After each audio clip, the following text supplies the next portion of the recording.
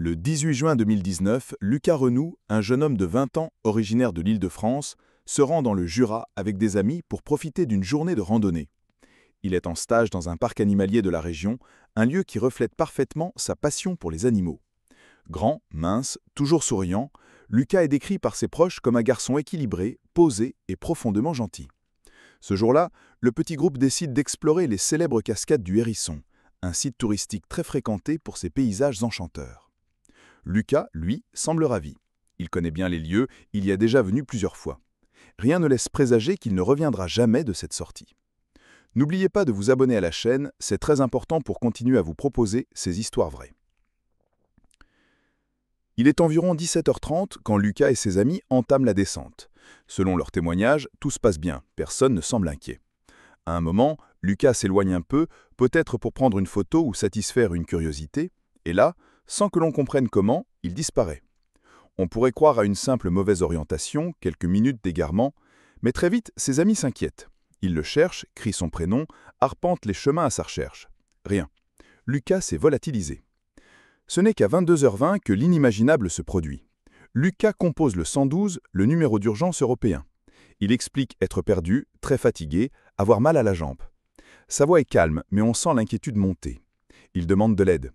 L'opératrice, elle, lui demande de regarder autour de lui, d'identifier un chemin, un point de repère. Mais Lucas ne voit rien. Il est entouré de végétation, il fait nuit, et il commence à faire froid. L'appel dure 8 longues minutes, puis la ligne coupe brutalement. Et c'est la dernière fois que quelqu'un entendra la voix de Lucas. Pensez à vous abonner à Crimes Obscurs FR, c'est grâce à vous que ces histoires oubliées refont surface. Dès le lendemain, un dispositif de recherche d'envergure est mis en place.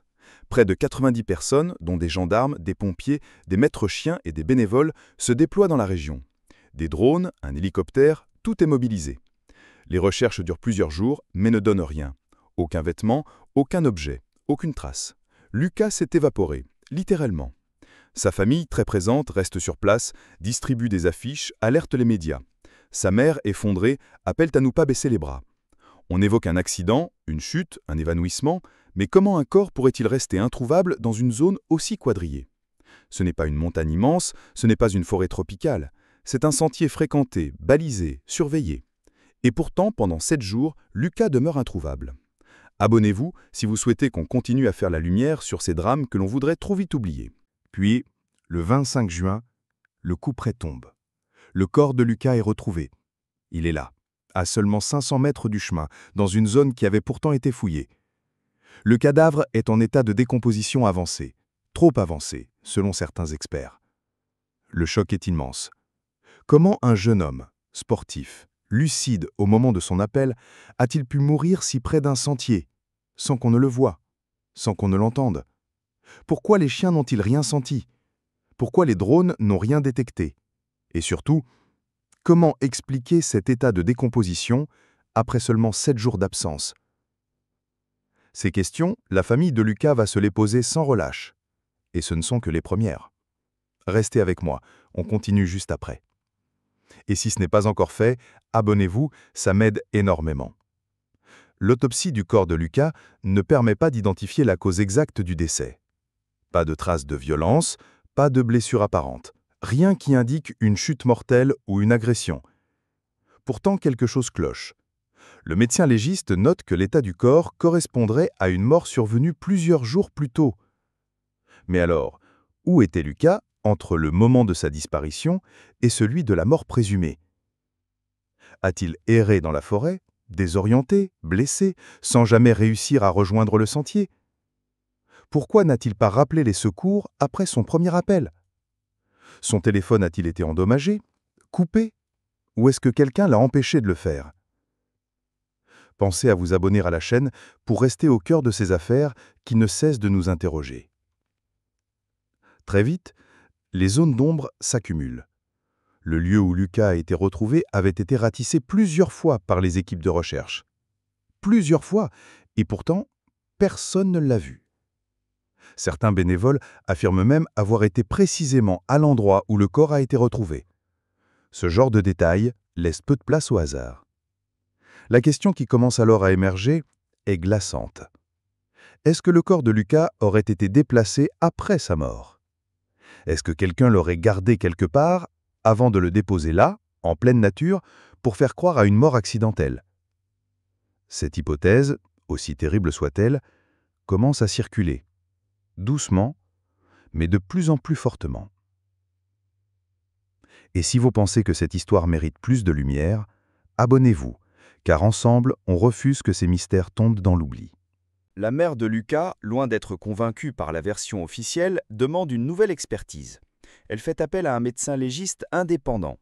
Celui-ci conclut que le corps présente des signes qui pourraient être compatibles avec une conservation post-mortem. Cela relance immédiatement l'idée que Lucas n'est peut-être pas mort là où on l'a trouvé et que sa disparition n'était pas un simple accident. Mais l'affaire ne progresse pas.